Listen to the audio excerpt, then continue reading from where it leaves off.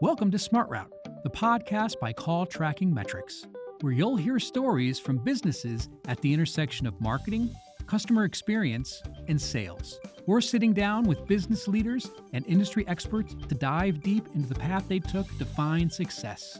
Here's your host, Andrew Clark. Hey everyone, this is Andrew Clark, your host of Smart Route Podcast, brought to you by Call Tracking Metrics. Here today with one of our customers and head of MeanPug Digital, Bobby Steinbach. Thank you for coming, Bobby. We got connected through our partnership manager who said, check out he actually came over to my desk and he was like, dude, you guys see this website? It's hilarious. It's got such a memorable name and it just reeks of character and somebody I think you should talk to. And I said, yeah, I'm down. Always appreciate good characters, especially in the marketing space. And Bobby, you didn't disappoint. Thanks, But yeah, and I mean, instantly it jumped out at me. I was like, wow, this is an agency that stands out in this space, especially as we're going to discuss today, the legal industry, which I think to most listeners, even if you've been working in marketing for a while, you probably at some point have touched a legal client. I know in my own experience coming out of the agency world, done a lot of work with personal injury, family law, pretty much any vertical within legal. At some point, have helped with websites, digital marketing, insert whatever. But Bobby comes to us from MeanPug Digital, which I mentioned. He's the CEO and co-founder, if I'm not mistaken. Yep. And prior to that, he was the director of data engineering at Morgan and Morgan, which to some listeners, you probably already know that name. One of the largest plaintiff law firms in the nation. And on top of that, Bobby is very involved with a variety of podcasts. All of them have very interesting names. I was like, The Devil's Advocate. It was like the Keanu Reeves and was it Al Pacino? Uh, if I'm remembering. Yeah, the movie. Yeah. It was definitely Al Pacino. I didn't think it was. Yeah. It might have been Keanu Reeves. I thought it was like Tom Cruise. Yeah. It was somebody very 90s celebrity. And Celebrity. yeah. And another one, the Hot Docket. Again, very memorable. And I'd love to hear the backstory of some of these initiatives that you have going on. How do you come up with the names? And again, especially in the legal space, I think most people think it's just kind of boring. It's not that interesting, but you're bringing a distinct flavor to it. And I'll turn it over to you, Bobby. Please introduce yourself and a little bit of how you got involved in digital marketing. Yeah, thanks, Andrew. I'll give you the whole spiel. So I have been doing legal marketing now for probably 11 or 12 years. Like you said, I was director of engineering at Morgan and Morgan for 3.5 years prior to starting the agency. We started MeanPug back in February 2020, which well timed with a Yes, certain very. pandemic. I don't know how that would have worked if we weren't able to be a remote first company, but here we are. So everything's going great. We're about 25 employees now. We're spread across about 6 or 7 departments. So one of our core beliefs as an agency is for you to be successful in marketing today, you kind of have to be good at everything. You can't just be good at SEO. You can't just be good at PPC. You can't just be good at TV. You've got to be kind of like omni-channel, to use a buzzword, and executing on all fronts. So we try and do that for our clients. And the great thing about what I think the great thing about working with us as an agency is typically for the price of less than one full-time employee, you're getting access to a full marketing team where you can punch at a similar level to some of the top spending competitors in your market because we're able to leverage, our you're not having to deal with hiring or performance metrics or onboarding AI to improve efficiency or doing any of that stuff. You're getting to use the processes, tools, people that we built up to do those things. So that's a little bit about us as a company. All we do is work with law firms. We don't work with any other types of company. And in terms of how we got our name, I always say this is like I need to come up with a fake story behind this because it's kind of at this point like if you got like a lame scar on your arm from falling off your bike or something, and then somebody asks you at the bar like, "Oh, how do you get that?" You want to be like, "I was in a knife fight and I like defended my wife and like the other For guys in sure. the hospital." That's kind of like how our name story has its genesis. We knew we wanted to be differentiated, and that is something that I think you know is a common thread across all the work we do today. And back when we first named, we knew we wanted to stand apart and not just be a law X type of named agency. Uh, Hmm. but we were having trouble with the name, and we loved the branding of MailChimp. We thought they Yeah. were fun and differentiated, and that was something we wanted to model after. I had a pug. I have a pug. She's actually sitting right here. And so we just started coming up with names that were like they had that permutation of catchy, available, Hmm. short, had a pug in it, and Nice. it ended up sticking. So we got Mean Pug out of all that. And I can imagine it's a conversation start for you going into meeting clients and being like, okay, tell me the story. Even if it is, as you said, not necessarily the most, like Hollywood story, but It's a hey, fancy story. it is a unique one. And uh, yeah, and it does carry out throughout all your digital properties that I've seen. Like the website just I get a good sense of who you are. And I would imagine that's also another point of differentiation in this space, highly competitive, as you mentioned. Um, and you're up against probably even bigger shops, but I could see, especially in attorney space, it's about personalities. It's about that relationship and rapport you have with your clients. And I'd love to talk a little more about your experience working with Morgan Morgan. Like, from what I gather, you have a computer science background, and that's kind of the through line. But what was it like working for such a large law firm, especially in that space of data engineering and automation and the marketing world at large? Uh, Pretty amazing. Like you can't really replicate that experience that we got Mhm. being in house at the juggernaut of personal injury marketing. Um, you get to try things that you can't try at other smaller shops. You get to see what works and what doesn't work without necessarily blowing the bank or bankrupting your firm. So we got to try a lot of different things. And the awesome thing about the Morgan and Morgan culture is it was kind of one of those like um, throw things at the wall and see what sticks kind of places. Like there was no wrong answer. So we got to try all these things knowing that if it didn't work, we weren't going to get, you know, reamed out or whatever. So Mhm. um, that was all great. We actually, I think, we're one of the early adopters of call tracking metrics at Morgan and Wow. Morgan. I'm not sure if they're still a client of your guys, but we did a lot of interesting stuff with CTM back at Morgan. And I'd love to hear, like, I'm relatively new to the company, only about a year and a half, but how did you find out initially about call tracking metrics?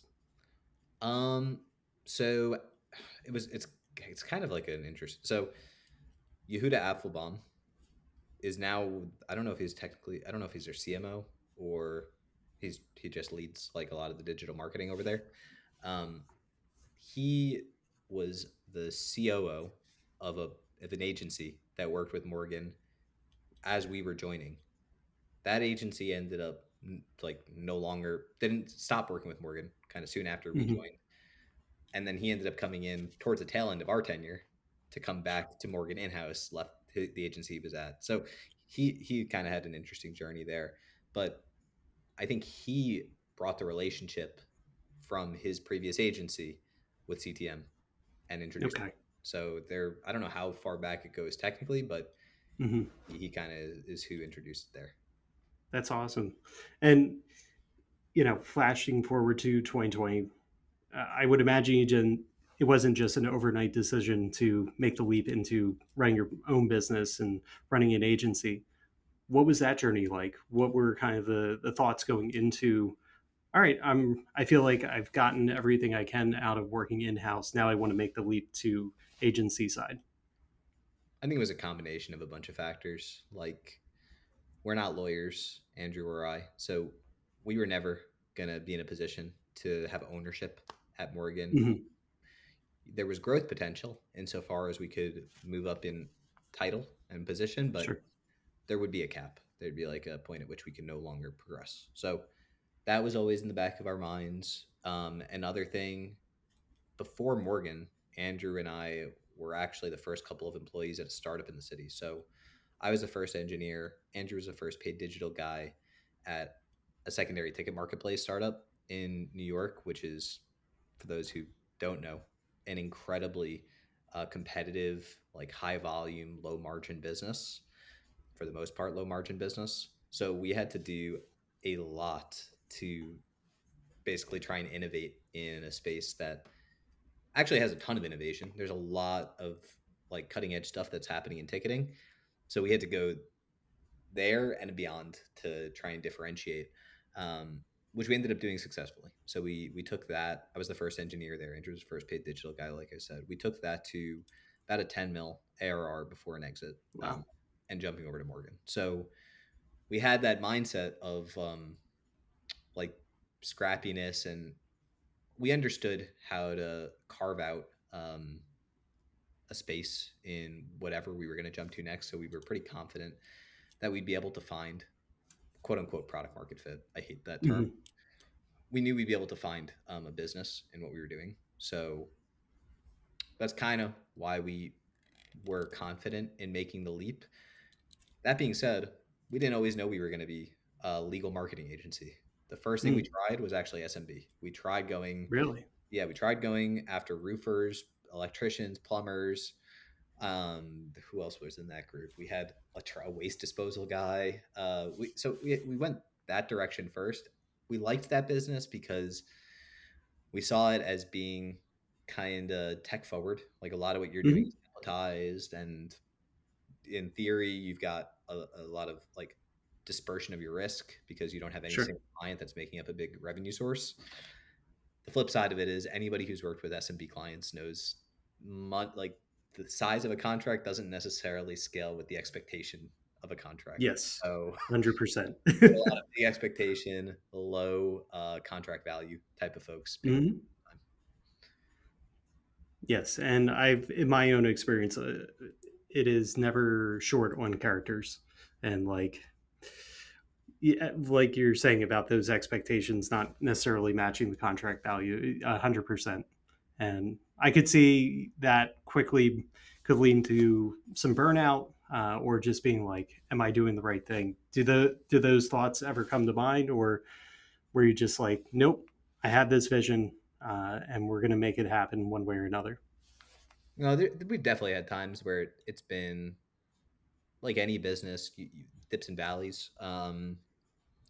We've never had a point where I was ready to like hang up the hat.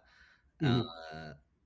I think for you to be an entrepreneur and start a company, the number one most important trait is pain tolerance and being willing to deal with a lot of pain. Yep.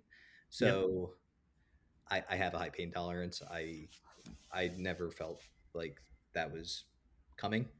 Um, but obviously we did pivot out of SMB to legal.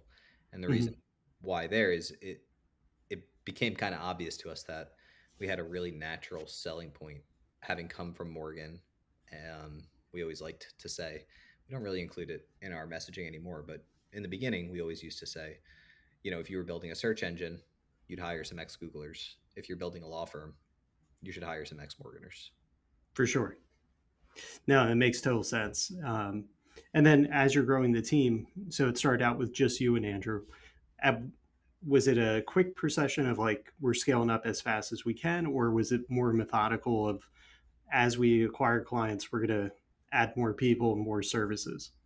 Hmm. We've gone through a couple of iterations in mindset on that point. I think in the beginning, we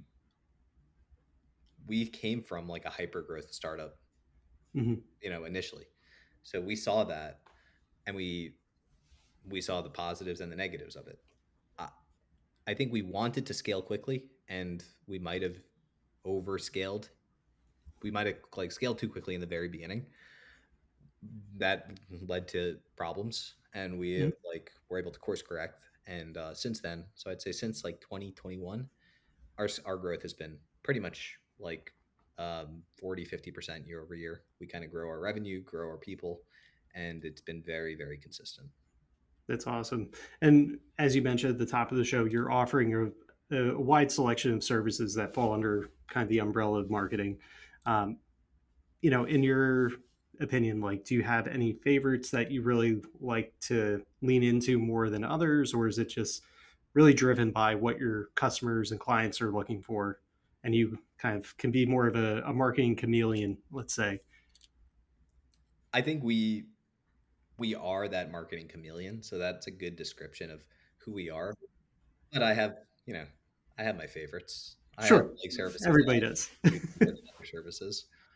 For me, there's nothing better than building a fresh brand. So Hmm. whether that's taking a firm that has no brand and building it ground up, or taking a firm that has a very outdated brand and revamping it, I think we're extremely strong there, for a couple of reasons.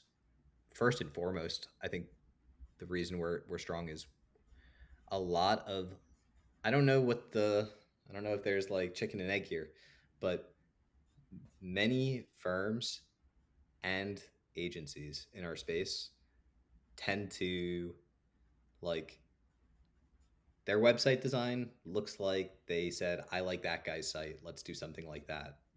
And so there's just like a daisy chain of websites Hmm. that have kind of followed in that way. We are very intentional about drawing inspiration outside of legal. So, like our creative director, she comes from a background in high fashion and putting Okay. together like extremely sleek, modern designs on that side of the world. Um, our like designer, not just her, most of our designers kind of have that background outside of legal.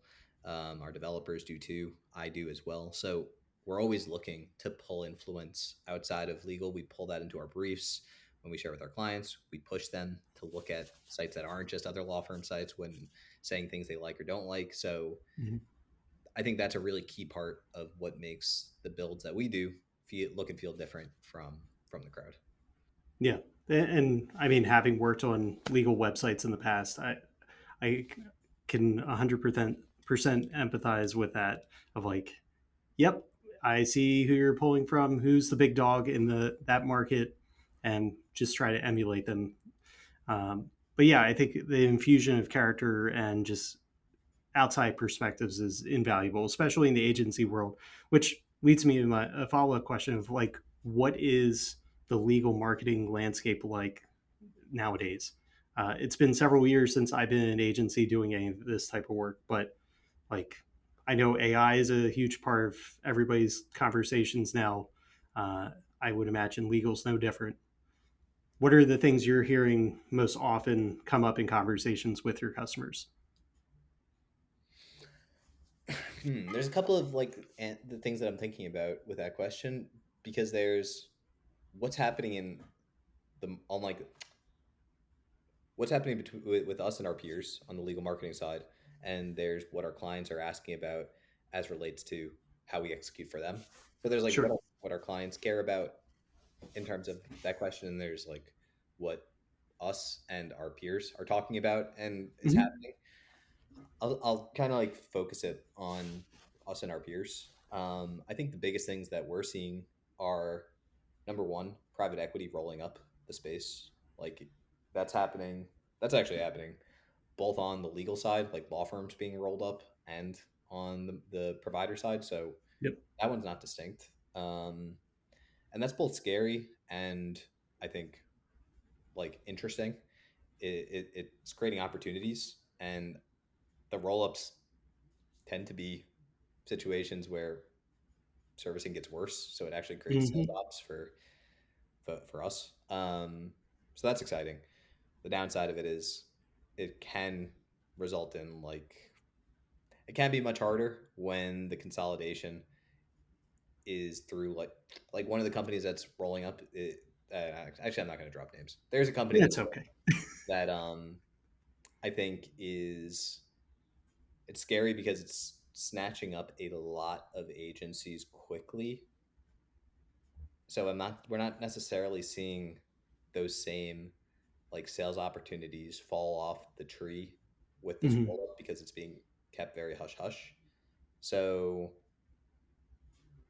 there's some stuff that's exciting, some stuff that's scary. I guess I should keep it at that.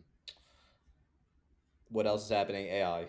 Like, I think the big question with AI right now is, do you adopt it? I mean, everyone has adopted it to some degree, but do you kind of like strip and replace your existing content production pipelines Hmm. with AI? Do you just augment your tool sets with AI but keep everything else in place? Or do you go to a vendor who's adopted AI completely and Right. you're just kind of waving your hand at the problem, but you're probably doing one or two? Like you're probably doing one of those first two things just through a third party. So I think Hmm. everyone's kind of wrestling with that choice set too. And how do you guys navigate those conversations, between you and Andrew, even down to the people in the trenches daily executing on the work? Is this something that kind of is a reoccurring conversation at the agency, or is it, yeah, It's an all the time type of all the question. time? Yeah. Yeah.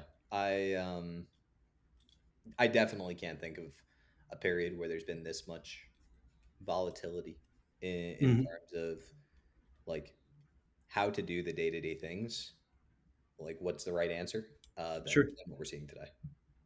And flipping that question towards your clients, what type of requests are you getting from them? Is it still heavily reliant upon website builds, paid ads, anything kind of like as an outlier that you haven't seen, since you've started the agency?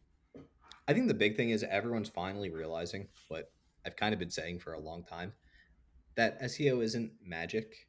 And if you put all your eggs in the bucket of like technical SEO and just trying to do the things that you think Google wants you to do, then you're gonna fail. And now it's just that is just more explicit, right? Mhm. What you need is brand. You need people to recognize your brand, people to know who you are, and anything you can do that's going to push visibility and recognition is going to have like a positive effect across all your channels. You're going to get better social lift, you're going to get better paid lift, you're going to get better traditional media lift, like you'll get better organic, you'll just get better everything. Um, Not to mention you're going to have better signals on the answer engines, so you're more likely to get cited and mentioned there too. So Mhm. I think it's just like more important than ever to do the things that generate visibility and not like think myopically about getting a backlink or getting fixing these 10 technical issues. Like think about the why of it. Are you fixing your technical issue because your site's very slow and nobody's going to want to link to your site because you can't Mhm. load the site? Is that why you're fixing your technical issue? If so, yeah, that makes sense.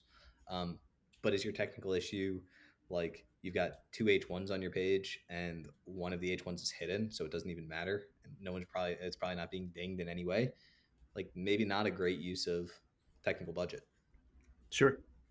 No, it all makes sense. And I mean, you're preaching to the choir with a lot of that. My background is very It's much, easy, right? It's it easy is to just have a 100%. checklist of things and say, this is what we did for the last 10 sites. Let's do it for this one. Yep. Yes. And, we were talking a little bit earlier about using a vendor like call tracking metrics. Are you finding clients receptive to using what is, seen as maybe traditional marketing channels like phone calls, outdoor advertising, even newer stuff like, streaming services that advertise? Like, what's kind of the marketing mix across your client portfolio? It's it's almost impossible to say because Hmm. the marketing mix for market leader PI firm in Colorado is not going to be the same as marketing mix for the solo transactional firm in New York, Sure. right? They will have polar opposite types of targeting and needs and all that other stuff. Um, that being said, I do think there's been a shift back towards more traditional forms of media. Um, I can tell you, Andrew, on our side, is a huge believer in billboard because Hmm. you're dealing with humans to negotiate your CPMs, not Right. machines. So, like among other reasons, he has a bunch of strategies around that he uses to drive really good, um, like ROAS. But I I'm a little bit further from the problem, and that's Hmm. insofar as I'm technical and I'm thinking more about like how to use AI to improve our performance and efficiency and doing things more on the digital side of the world. So Sure. I will have a natural bias towards digital media. Yeah. But It's I all think good. like the short answer to your question is yes, there has been kind of a movement back in the direction of traditional media. That's great to hear. Yeah, and we've heard that from other guests in the past as well, kind of across industries and some in-house marketers, other agency folks as well. So I feel like we're all seeing the light finally that, oh yeah, back to basics, as a lot of people have been saying. Well, I Um, think what's crazy is yeah. vanity numbers. Hmm. Vanity numbers have seen a huge resurgence. Like, as you probably know, there's maybe three or four big ticket brokers, big number brokers in the space that Yep. touch a lot of the volume there. And I can tell you on our side, we've seen seven-figure deals go through for vanity numbers. So people are paying that premium because if you're going to invest in 500 billboards, it makes sense to have a number that people remember. Absolutely. I mean, we're in the Baltimore, DC metro area. So, yeah, I can tell you firsthand, all the attorneys have taken out the billboards and they all have memorable numbers. Yeah. Yep. Um, and, looking at what you're doing with call tracking metrics specifically, how are you guys integrating our software into your client work? And as you mentioned, it probably varies across the size of the client and what their needs are. But are there any kind of like core services use cases that you're finding? Yes. We so there's like three places that we use it and kind of one place that we're planning to use it more. The first is simple auditing of performance. We had a client last month.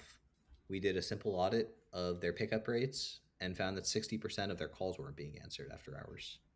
Wow. So, if you want to talk about the needle movers, the biggest needle mover for them isn't going up two spots in organic rank. The biggest needle mover is figuring out a way to pick up your phone. Yes. So, simple auditing. Um, the second is basically doing like all the pass back of value stuff to the buying platforms based on conversion. So Hmm. because you guys are able to capture UTMs and we can pass attribution into what we call our proxy CRM, which is simply a CRM that lives between our clients and CRM and Hmm. the front end. We're able to pass back conversion values at like the campaign level to the buying platforms to optimize spend. um, that'd be pretty hard without having like an attribution layer in between. And the third for us is probably just going to be like continuing to push out more functionality at that attribute. We Hmm. want to be able to right now in that attribution layer. We're not able to capture like call level performance data. We Hmm. capture like the caller and basic information, but we're not doing any sort of analysis of call duration and time to pick up and all that other stuff in our proxy CRM layer because you guys expose that in your API. You have Sure. things like time to pick up and or what I think you call it ring time or ring call time, whatever. You have these fields. We can start doing a deeper analysis than just did you pick it up? Like, did you not pick up or did you pick up? We can start getting into the nuts and bolts of how long did it take you to pick up? Did certain agents take longer or shorter to pick up the phone? Um, is our folks who are calling from our paid landing pages not getting Hmm. instant pickups when these are like high value sessions? So basically doing the whole Right. lead scoring thing. So things like that, we see room for improvement that we can implement, but it's nice that the solution, like the underlying tech solution, won't be the blocker there. That's awesome to hear. And I'll definitely share that with the team internally. They'll be happy to hear it. Um, And yeah, as we're just coming up on time, I always like to leave guests with the opportunity to share some advice that they would offer to young marketers getting started in this field, whether it's legal, agency, or even pursuing in-house roles. And as we were talking prior to the show, like kind of half jokingly, there's a lot of discussion about AI eating up entry level jobs, but I think we're both probably seeing there's still opportunities available. You just got to be a little scrappier than maybe before. So, yeah, what would you share with any young listeners? I wish I could remember this exact quote, so I'm going to kind of like butcher it. But there is something that I read that stuck with me maybe 5 or 6 years ago. And it's that it is much easier to take 5 or 6 or 7 skill sets and be in the top, call it 20, top 75th percentile, at 75th percentile on all five, which makes you like the only person that can combine these five things, than it is to be the top 1% in one skill. So, like, put concretely, it's going to be a lot harder for you to be in the top 1% of all marketers, and not just to be in the top 1%, but to show it, than it is for you to be a marketer who's got like 75th percentile level AI understanding, 75th percentile level Excel understanding, 75th percentile level, let's say you pick up a domain specific learning like Mm-hmm. legal, and you understand the ins and outs of legal Yep. knowledge, and 75th percentile data analytics. Now you're somebody who has like a multiplicative skill where you've got this by X by X by X. And that is the easier route to become a highly valuable individual than it Mm-hmm. is than is trying to climb and go like all in on one skill set. Obviously, if you can be that 1 percentile person, all the power to you. But for the Sure. majority of us, being multiplicative and going wider in your skill set is probably more valuable. Hey, that's a great note to end the episode on. I couldn't think of anything better. um, and seeing it in my own life, I mean, I think even we, people who have been in this industry for a while, in different respects, like, yeah, you always got to keep learning, diversifying your skills, and never rest easy because it's always going to be pushing forward. But thank you, Bobby, for taking the time to speak with us today. And thank you to our listeners, as always. Make sure to follow us on Spotify or Apple Podcast. And please leave us a review if you've enjoyed this show or any others. We'll see you next episode. Thanks, Andrew. Thanks for tuning in to another episode of Smart Route Podcast. Share your favorite takeaways with us on Twitter at Smart Route Pod. Smart Route is brought to you by Call Tracking Metrics, and you can find more at calltrackingmetrics.com/podcast. Follow along for ideas and conversations that will inspire your own business path forward. Speaking of smart paths, are your marketing, sales, and service teams on the same page? In today's remote world, it's easy to get disconnected. Call Tracking Metrics can help. We empower smart marketing teams to determine the best route for campaigns by showing exactly which ad campaigns are driving conversations that convert. Operational teams can use that data to automate call flows and power contact center success. Visit calltrackingmetrics.com to see why more than 100,000 customers around the globe trust Call Tracking Metrics to manage communications for their marketing, sales, and service teams.